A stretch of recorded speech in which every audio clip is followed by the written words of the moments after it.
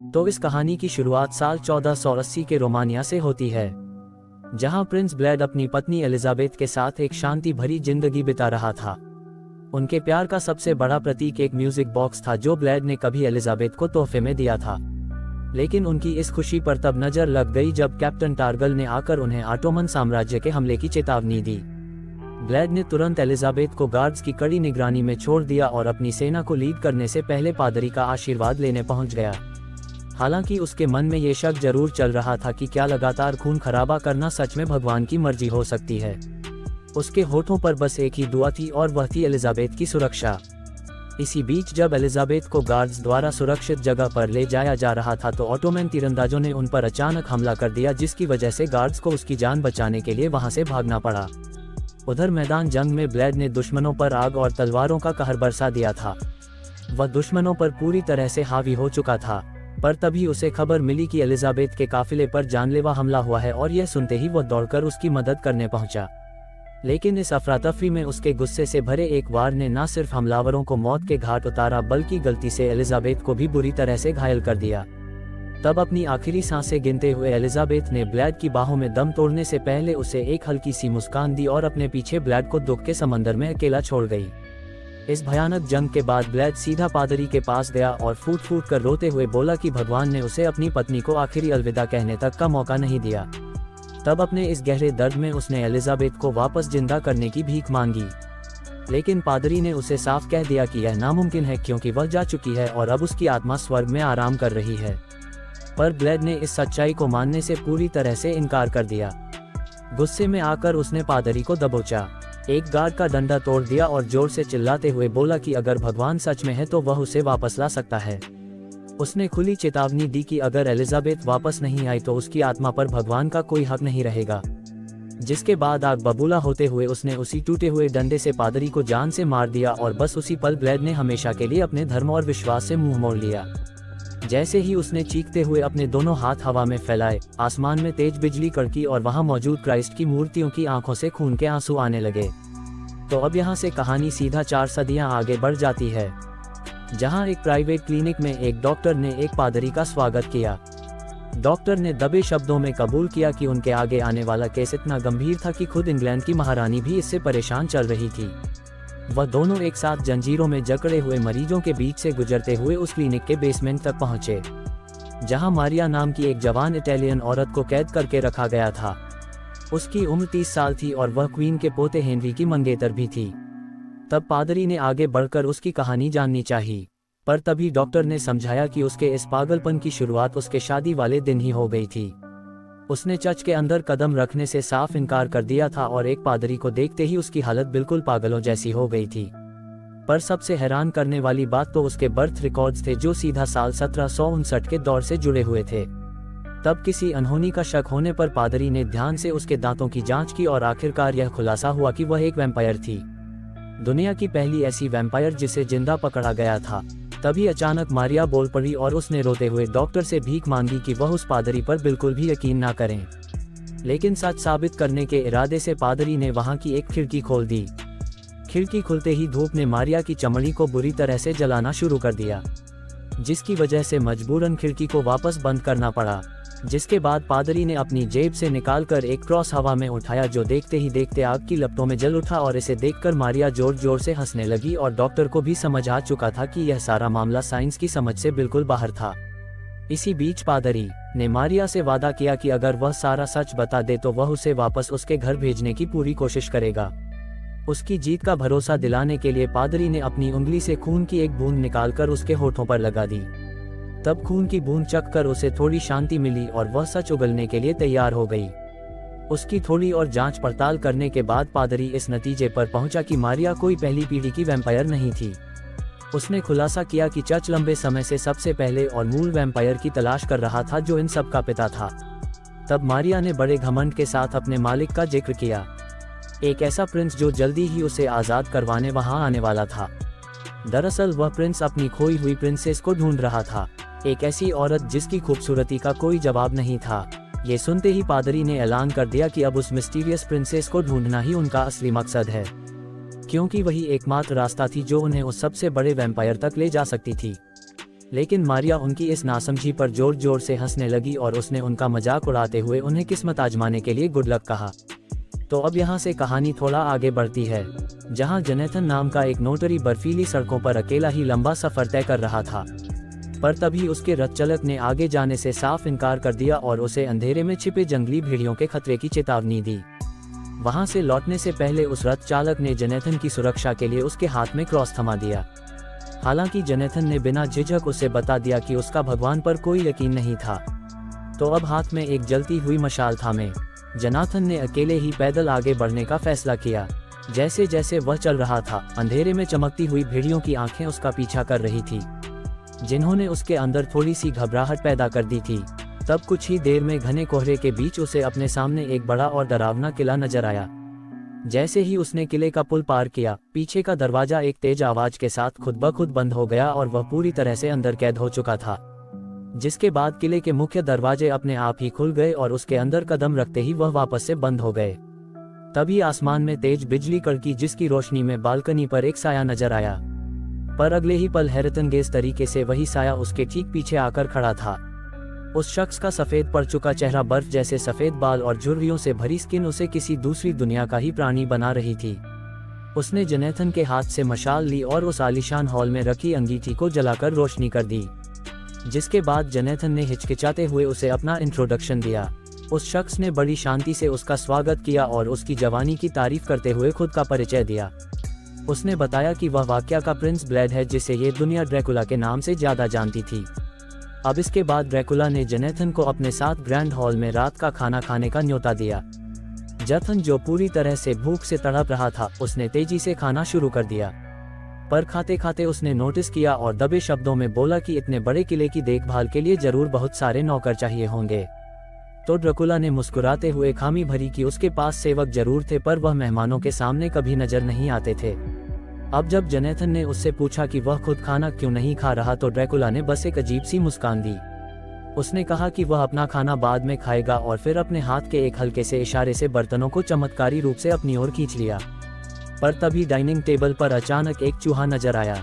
Dracula ने तेजी से उस चूहे को एक कांटे से दबोचा, उसका खून एक गिलास में निचोड़ा और बड़े मजे से उसे चखने लगा।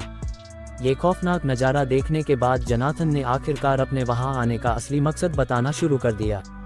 उसने बताया कि उसके पार्टनर जकिंस ने पेरिस में एक पुराने एबी को खरीदने का सौदा तय किया था।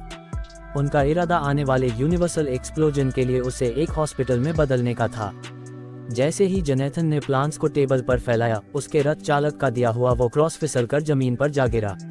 ड्रैकुला ने गौर करते हुए उससे पूछा कि क्या वो धर्म में मानता है, पर जोनाथन ने इस बात को टाल दिया और उसे सिर्फ एक बच्चों का ताबीज बताया। तब बिना किसी हिचकिचाहट के ड्रैकुला ने उस क्रॉस को उठाया और आग की लपटों में फेंक दिया। अब थोड़ी देर बाद ड्रैकुला जोनाथन को रास्ता दिखाते हुए उसके कमरे तक ले गया और उसे चेतावनी दी कि वह सुबह होने तक वहां से बाहर ना निकले। जब जोनाथन ने इस खतरे की वजह पूछी तो ड्रैकुला ने समझाया कि पुराने किलों की अपनी कुछ यादें होती हैं, ऐसी यादें जो इंसान की आत्मा तक को डरा सकती थी। हालांकि जोनाथन ने इन बातों पर शक जताते हुए कहा कि वो इन अंधविश्वासों में बिल्कुल भी नहीं मानता और ड्रैकुला उसे अकेला छोड़कर वहां से निकल गया। अब अपने कमरे में जोनाथन की नज़र एक फटी हुई किताब पर पड़ी, पर तभी ड्रैकुला ने वहां एक ग्रामोफोन पर धुन बजाई और किले की गहराइयों में कहीं गायब हो गया। दूसरी ओर प्रीस्ट की मुलाकात मारिया के मंगेतर हेनरी से हुई। हेनरी मारिया की गिरती सेहत को लेकर काफी परेशान था, पर पादरी ने उसे तसल्ली दी कि मारिया शारीरिक रूप से बिल्कुल ठीक थी। हालांकि उसके अंदर एक ऐसी ताकत आ चुकी थी जो इंसानी हदों से बिल्कुल परे थी। तब उनके वेडिंग चेम्बर की तलाशी लेते वक्त पादरी के हाथ ड्रैकुला की उस फटी किताब का वही पन्ना लग गया जिसमें एक औरत यानी कि एलिजाबेथ की तस्वीर छुपी हुई थी। उधर किले में जोनाथन अपने कमरे से बाहर निकलकर कॉरिडोर में घूमने लगा। चलते चलते वह एक रोशन ठिकाने में पहुंच गया जहां एक कॉफिन रखा हुआ था और उस कॉफिन के अंदर ड्रैकुला आराम कर रहा था। उसने एक बार फिर जोनाथन को जगाते हुए अपने कमरे से बाहर ना निकलने की चेतावनी दी, पर अचानक वहां एक पत्थर के राक्षस ने जोनाथन पर हमला कर दिया और उसे बेहोश करके जमीन पर गिरा दिया। जब उसकी आंख खुली तो उसने खुद को जंजीरों में जकड़ा हुआ पाया, जहां वही राक्षस उसकी निगरानी कर रहे थे। तब अपनी जान खतरे में देखकर जोनाथन ने भगवान को पुकारना शुरू कर दिया, पर ड्रैकुला ने उसे चुप कराते हुए कहा कि भगवान और शैतान सिर्फ दो अलग अलग ताकतें हैं और दोनों को ही इंसानों की कोई परवाह नहीं है। जिसके बाद जेनेथन को उल्टा लटका दिया गया ताकि उसका सारा खून निचोड़ा जा सके। ड्रैकुला ने उसके सामने खुलासा किया कि उसे अनंत काल तक भटकने का श्राप मिला था और वह सिर्फ इंसानी खून के सहारे ही जिंदा रह सकता था। जिसके बाद जेनेथन की गर्दन पर एक जानलेवा कट लगाते हुए उसने बहने वाले खून को एक बर्तन में इकट्ठा करना शुरू कर दिया। तब कमजोर पड़ते हुए जथन ने आह भरते हुए पूछा कि अगर भगवान सच में प्यार करने वाला था तो यह इतनी बड़ी बेरहमी इस दुनिया में कैसे हो सकती है। तब ड्रैकुला ने उसके पुराने अंधविश्वास का मजाक उड़ाया, लेकिन अब जेनेथन इस बात पर अड़ गया था कि वह सच में भगवान पर विश्वास करने लगा था। तब उसकी इस बात से खुश होकर ड्रैकुला ने उसे उसकी एक आखिरी ख्वाहिश पूरी करने का वादा किया और अपनी बची हुई ताकत बटोरकर जेनेथन ने उसकी कहानी सुनने की गुजारिश की। जेनेथन की इस मांग से प्रभावित होकर ड्रैकुला ने राक्षस को हुक्म दिया कि वो उसकी जंजीरों को खोल दे और उसे कुर्सी पर बांध दे, और वहां बैठकर ड्रैकुला ने अपनी कहानी सुनाना शुरू कर दिया। उसने बताया कि जिंदगी एक बहुत ही दर्दनाक इम्तिहान थी, जबकि मौत एक राहत थी, एक ऐसी राहत जो भगवान ने उससे छीन ली थी।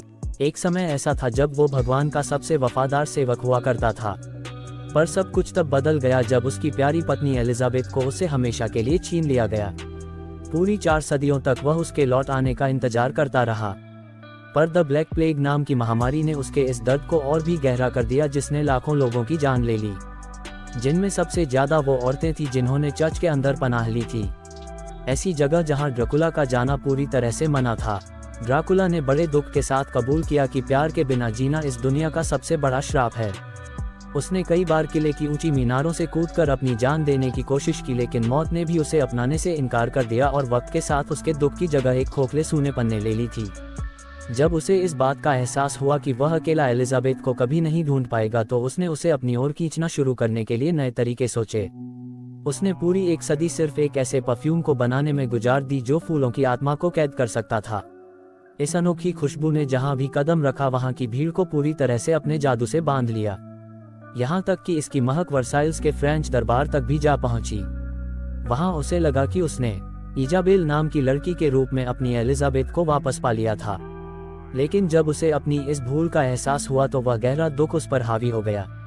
अपनी इसी निराशा में उसने औरतों को अपना शिकार बनाकर उन्हें वैम्पायर बनाना शुरू कर दिया, इस उम्मीद में कि शायद उनमें से कोई उसकी खोई हुई एलिजाबेथ निकल आए, और मारिया भी उन्हीं में से एक थी जिसे उसने काटा था। पर उनमें से कोई भी उसके अंदर के खालीपन को भर नहीं पाए, यहाँ तक कि वह रोते हुए एलिजाबेथ की कब्र पर वापस लौटा और उसकी राख के सामने फूट फूट कर रोने लगा। इसी बीच उसके राक्षसों ने उसके सामने सोने और खजाने का ढेर लगा दिया, पर उसके लिए इन सब की कोई कीमत नहीं थी। तभी जेनेथन ने उसके दिल तक पहुंचने की कोशिश की और ड्रैकुला को याद दिलाया कि उसकी भी एक मंगेतर है जो उसका बेसब्री से इंतजार कर रही है, एक ऐसी औरत जिसने उससे शादी करने की कसम खाई थी। और ड्रैकुला के लिए इस बात ने उसके दर्द को और भी ज्यादा गहरा कर दिया। जथन के पास एक लॉकेट था जिसमें उसकी मंगेतर की तस्वीर थी, पर जैसे ही राक्षस ने वो लॉकेट ड्रैकुला के सामने रखा, वो बिल्कुल पत्थर की तरह सुन पड़ गया, क्योंकि उस तस्वीर का चेहरा हूबहू एलिजाबेथ से मिलता था। जेनेथन ने बताया कि उसका नाम मीना है, पर ड्रैकुला के मन में यह बात पूरी तरह से बैठ चुकी थी कि वह उसकी खोई हुई पत्नी का ही नया जन्म है। उसने जेनेथन की जान तो बख्श दी, पर राक्षस को हुक्म दिया कि उसे कैद में ही रखा जाए, और दूसरी ओर उसने मीना से वापस मिलने की तैयारियां शुरू कर दी। उसके नौकरों के जरिए तुरंत संदेश भेज दिए गए। इसी बीच पादरी ने डॉक्टर को एलिजाबेथ की फोटो दिखाई और खुलासा किया कि ड्रैकुला पूरी 4 सदियों से उसकी तलाश कर रहा था। डॉक्टर की नज़र इस बात पर पड़ी कि वह लेफ्ट हैंडेड थी, जिसकी पादरी ने भी हामी भरी। पादरी ने एक जर्मन किताब के हवाले से ये भी बताया कि वैम्पायर्स भगवान का एक श्राप थे, उन्हें या उनके शिकार को आज़ाद करने का सिर्फ एक ही रास्ता था, और वह था पश्चाताप। उनके दिल में लकड़ी का खूंटा आर पार करना और उनका सर धड़ से अलग कर देना। ठीक उसी वक्त एक जवान डॉक्टर ने वहां आकर बताया कि उसने एक ऐसी औरत को देखा था जो बिल्कुल उस फोटो की जैसी दिखती थी, और उस औरत ने खुद का परिचय मारिया की दोस्त मीना के रूप में दिया था। मीना ने बताया कि वह एक रिसेप्शन के बाद से मारिया के साथ थी, लेकिन एक पादरी के आने के बाद से मारिया का बर्ताव पूरी तरह से बदल चुका था। हालांकि उसने कबूल किया कि उसकी जथन से सगाई हो चुकी थी, पर यह सगाई इतनी जल्दबाजी में हुई थी कि उसे ये किसी बुरे शगुन जैसा लग रहा था। उसने माना कि वह जेनेथन से प्यार करती थी, पर अक्सर उसे ऐसा लगता था जैसे वह किसी और ही जमाने से जुड़ी हुई थी। अब वहां से निकलने से पहले उसने अपना एड्रेस लिखा, और वह भी बाएं हाथ से, बिल्कुल वैसे ही जैसे एलिजाबेथ लिखती थी। वहीं ड्रैकुला एक भिखारी का भेष बनाकर एक पुराने एबी में जा पहुंचा। नंज ने उसे अंदर आने दिया। पर जब उसने अपना असली रूप दिखाया तो एक नन ने उसे चेतावनी दी कि भगवान के घर में उसके जादू का कोई असर नहीं होगा। तब बड़े घमंड के साथ ड्रकुला ने वहां रखे क्रॉस पर अपना परफ्यूम छिड़क कर उसका मजाक उड़ाया और देखते ही देखते सारी नन्स उसके जादू के असर में आ गई। यहाँ तक कि एक ने तो खुद को उसके हवाले तक कर दिया था। ड्रैकुला ने उसका खून पिया, अपनी खोई हुई ताकत वापस पाए और वहां से अपने किले की ओर निकल गया। इसी दौरान अपनी कोठरी से ये सब देख रहे जोनाथन को डर सताने लगा कि कहीं ड्रैकुला उससे पहले मीना तक ना जा पहुंचे। उसने वहां से भागने के लिए अपने कपड़ों को फाड़कर एक रस्सी बनाई, लेकिन राक्षस की नजर उस पर पड़ गई थी, जिन्होंने उसे खींचकर सीधा नीचे गिराया और बर्फ में फेंक दिया और जोनाथन फिसलता हुआ एक जमी हुई नदी पर जा पहुंचा। तब उसका पीछा कर रहे राक्षसों के बोझ से वह जमी हुई बर्फ टूट गई और वह सब पानी में डूबकर मारे गए। पर बुरी तरह से घायल होने के बावजूद जोनाथन किसी तरह से बच निकला और सुबह होने तक वहां टिका रहा। ठीक उसी वक्त ड्रकुला पेरिस पहुंच चुका था और उसने उसी हॉस्पिटल में कदम रखा जहां मारिया को कैद करके रखा गया था। वहां की भीड़ उसकी ओर आकर्षित हो रही थी, लेकिन एक जवान डॉक्टर ने आगे बढ़कर उसे रोकने की पूरी कोशिश की। पर उस डॉक्टर की किसी भी बात पर ध्यान न देते हुए ड्रकुला सीधा मारिया की कोठरी तक जा पहुंचा, जहां मारिया ने उसके सामने घुटने टेक कर उसे अपना मालिक पुकारा। तब इनाम के तौर पर ड्रैकुला ने उसी जवान डॉक्टर को उसके हवाले कर दिया और मारिया बड़े मजे से उस बेचारे का खून पीने लगी। अब इसके अगले दिन पादरी को इस बात का खुलासा हुआ कि वह जवान डॉक्टर अब एक वैम्पायर में बदल चुका था। उसे ये भी समझ आ गया था कि मारिया वहां से अकेली नहीं भागी थी, बल्कि ड्रैकुला ने खुद उसकी मदद की थी। तब बुरी तरह से घबराते हुए उसने सबको चेतावनी दी कि मीना अब एक बहुत बड़े खतरे में है। वहीं अपने पेंशन हाउस में मीना अचानक मारिया को अपने सामने देखकर बुरी तरह से चौंक गई। मारिया ने दावा किया कि उसकी बीमारियां अब पूरी तरह से गायब हो चुकी थी और डॉक्टर ने उसे छुट्टी दे दी है। उसने मीना के हाथ में एक सेलिब्रेशन के टिकट थमा दिए और जिद करने लगी कि वो एक खास दोस्त से मिलने उसके साथ जरूर चले। लेकिन ग्रैंड होटल में पहुंचते ही उसके सामने ड्रकुला आकर खड़ा हो गया और मीना को देखते ही उसे अपनी गुजर चुकी पत्नी एलिजाबेथ की याद आ गई। तब मारिया ने उन दोनों का परिचय करवाया और जब ड्रैकुला ने मीना की तारीफ की तो मीना को उसके अंदर एक अजीब सा जाना पहचाना प्यार भरा एहसास महसूस हुआ। ड्रैकुला ने खुद को वाकिया के प्रिंस ब्लड के रूप में इंट्रोड्यूस किया। हालांकि लोग उसे ड्रैकुला के नाम से ज्यादा जानते थे। उस मेले के दौरान मीना ने उसे अलग अलग गेम्स में शामिल करने की कोशिश की, पर मारिया ने उन्हें बीच में ही अलग कर दिया। इसी बीच एक हैटेड हाउस में ड्रैकुला अचानक उसकी जान बचाने पहुंच गया और बाद में एक शूटिंग स्टॉल पर उसने बड़े प्यार से निशाना लगाते हुए उसकी मदद की। मीना की हर एक छोटी हरकत ड्रैकुला को इस बात का पूरा यकीन दिला रही थी कि वह एलिजाबेथ का ही नया जन्म थी। और आखिरकार उसने उन दोनों को अपने आलीशान किले पर आने का न्योता दे दिया। तब बालकनी पर खड़े होकर जैसे ही मीना ने उस किले जैसी जगह की खूबसूरती को निहारा, उसने बताया कि उसे ऐसी शांत और गांव जैसी जिंदगी बहुत पसंद थी। और यह सुनते ही ड्रैकुला का उसके प्रति लगाव और भी ज्यादा पक्का हो गया। तब ड्रैकुला मीना को अपने साथ एक कमरे में ले गया, जहां उसने मीना को 17वीं सदी का म्यूजिक बॉक्स दिखाया जो उसकी गुजर चुकी पत्नी का हुआ करता था। उसने दबे शब्दों में कबूल किया कि वह एक विधुर था। तब जैसे ही उसने उस म्यूजिक बॉक्स की वह दर्द भरी धुन बजाई, मीना के जहन में किसी पुराने जन्म की अजीब सी यादें झलकने लगी। जब ड्रैकुला ने उसे एलिजाबेथ कहकर पुकारा तो उसने तुरंत टोकते हुए कहा कि वह एलिजाबेथ नहीं है और जल्दी ही उसकी शादी होने वाली है। तब ड्रैकुला ने उससे गुजारिश की कि वह उस म्यूजिक बॉक्स को एक तोहफे के रूप में कबूल कर ले। पर तभी मारिया वहां धमकी और मीना को अपने साथ ले गई। अब इसके बाद जब ड्रैकुला उसे सेफली घर छोड़ने गया तो मीना ने दिल से उसे शुक्रिया कहा। तब ड्रैकुला ने बड़े प्यार से उसके सामने संगीत कबूल किया कि उसने सदियों से ऐसी खुशी कभी महसूस नहीं की थी। लेकिन जैसे ही मीना ने घर के अंदर कदम रखा तो उसके होश उड़ गए, क्योंकि उसके सामने जोनाथन बुरी तरह से घायल और अधमरी हालत में पड़ा था और उसके पास पादरी और डॉक्टर खड़े थे। पादरी ने सारी बातें समझाते हुए बताया कि जोनाथन बड़ी मुश्किल से ड्रैकुला के किले से अपनी जान बचाकर भागा था और उसने ड्रैकुला का सारा काला सच उसके सामने खोलकर रख दिया। उसने बताया कि जिस शख्स के साथ वह अभी वक्त बिता कर आई है वह कोई और नहीं बल्कि काउंट ड्रैकुला था, जो मारिया की इस हालत और दुनिया भर की तबाहियों का अकेला जिम्मेदार था। पर मीना ने इन बातों पर विश्वास करने से साफ इनकार कर दिया और इस बात पर अड़ी रही कि ड्रैकुला उसके साथ बहुत अच्छे से पेश आया था। लेकिन पादरी ने चेतावनी देते हुए समझाया कि मारिया ने एक डॉक्टर का खून पिया था और वहां से फरार हो चुकी थी। इसके साथ ही उसने जिद पकड़ ली कि मीना के शरीर की भी पूरी जांच करनी होगी। मीना ने भी इस बात से लगातार इनकार किया कि उसके साथ कुछ भी गलत नहीं हुआ था और बार बार यही कहा कि ड्रैकुला ने हमेशा उसकी इज्जत की थी। तब पादरी ने उसके सामने एक नया खुलासा किया और बताया कि ड्रैकुला एक ऐसे परफ्यूम का इस्तेमाल करता था जो इंसान के सोचने समझने की ताकत को पूरी तरह से खत्म कर देता था। ये सुनकर मीना बुरी तरह से घबरा गई और उसने अपनी जांच करने की इजाज़त दे दी। पर शरीर पर कोई भी काटने का निशान ना मिलने पर उसने खुद को एक कमरे में बंद कर लिया। जब जोनाथन थोड़ा ठीक होने लगा तो उधर मीना अपने कमरे में उस म्यूजिक बॉक्स के साथ अकेली बैठी थी। उस बॉक्स की धुन ने उसकी रूह को अंदर तक झंझोड़ कर रख दिया था और किसी दूसरी जिंदगी की तस्वीरें उसकी आंखों के सामने तैरने लगी थी।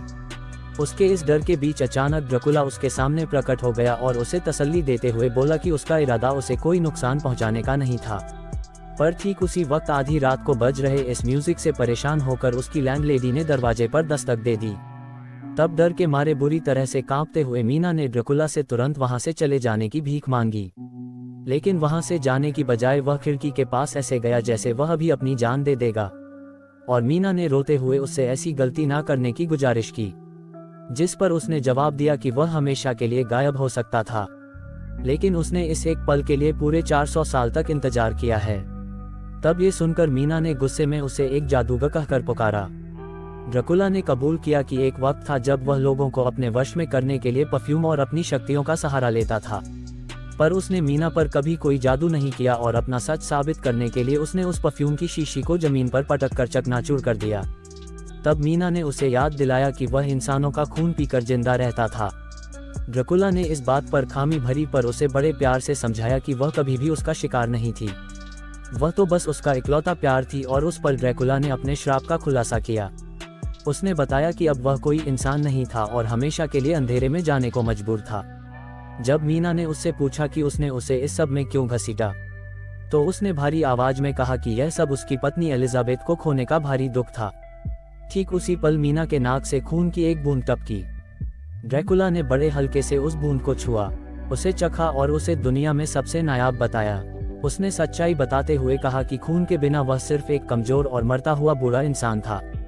तब डर से कांपते हुए मीना ने उसे एक झूठा और धोखेबाज इंसान कहा, लेकिन ड्रैकुला ने बड़े प्यार से उसके दोनों हाथ थामे और उसे उसके खुद के कहे शब्द याद दिलाए, जैसे मेरे राजकुमार, मेरे राजा या फिर मेरी जान। और यह सुनते ही मीना के आंसू एकदम से रुक गए, क्योंकि मीना को इस बात का एहसास हो चुका था कि वह उसके बिना नहीं जी सकती। तब अपने जज्बातों से मजबूर होकर उसने ड्रैकुला से गुजारिश की कि वह उसे अपने जिस्म और रूह का हिस्सा बना ले, और आखिरकार ड्रैकुला ने उसकी यह जिद मान ली। दूसरी ओर पादरी को मीना के घर में ड्रैकुला की मौजूदगी का एहसास हुआ, पर वहां उन्हें सिर्फ उसकी हेड मिली। जैसे ही उन्हें एहसास हुआ कि ड्रैकुला मीना को अपने साथ ले जा चुका है तो जोनाथन आग बबूला हो गया।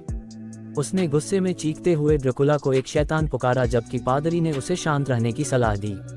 इसी बीच मारिया अपने मंगेतर हेनरी के पास वापस लौट आए और उस पर जानलेवा हमला करते हुए उसे काटने की कोशिश करने लगी। पर ठीक वक्त पर पादरी, डॉक्टर और जोनाथन ने वहां पहुंचकर उसकी जान बचा ली। अपनी भारी कमजोरी के बावजूद जोनाथन ने दीवार पर टंगी एक सजावटी तलवार उठाई और एक ही बार में मारिया का सर धड़ से अलग कर दिया। पर हैरानी की बात यह थी कि उसका शरीर अब भी पादरी से चिपका रहा, जब तक कि पादरी ने एक लोहे का क्रॉस उसके सीने के आर पार नहीं कर दिया, और देखते ही देखते मारिया का जिस्म जलकर राख में बदल गया। उधर ड्रैकुला के वफादार सेवक एक विशाल कॉफिन को वापस किले की ओर ले जा रहे थे, और उस कॉफिन के अंदर सिर्फ ड्रैकुला ही नहीं बल्कि मीना भी उसके साथ कैद थी। किले के उस शाही हॉल में ड्रैकुला ने उसका बेहतरीन स्वागत किया। वो उसे पूरे महल का रास्ता दिखाते हुए आगे ले गया और सबके सामने उसे प्रिंसेस एलिजाबेथ के रूप में पेश किया। और जब मीना ने उस म्यूजिक बॉक्स को बजाया तो उसकी मीठी धुन पूरे किले में गूंज उठी। तब मुस्कुराते हुए ड्रैकुला ने उसे बताया कि यह वही धुन थी जिसने हमेशा उसे अपनी ओर पुकारा था। हालांकि किले के बाहर हालात बिल्कुल अलग थे।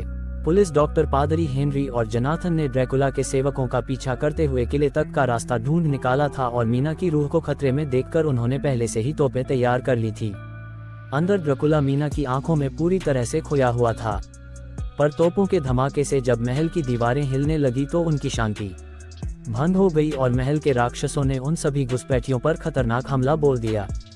तब ड्रैकुला ने जल्दी से वापस आने का वादा किया और मीना को वहीं अकेला छोड़कर आगे निकल गया। वहां महल के नीचे उन लोगों को एक कब्र जैसी भट्टी मिली और उन्होंने उस पर गोलियां बरसाना शुरू कर दिया।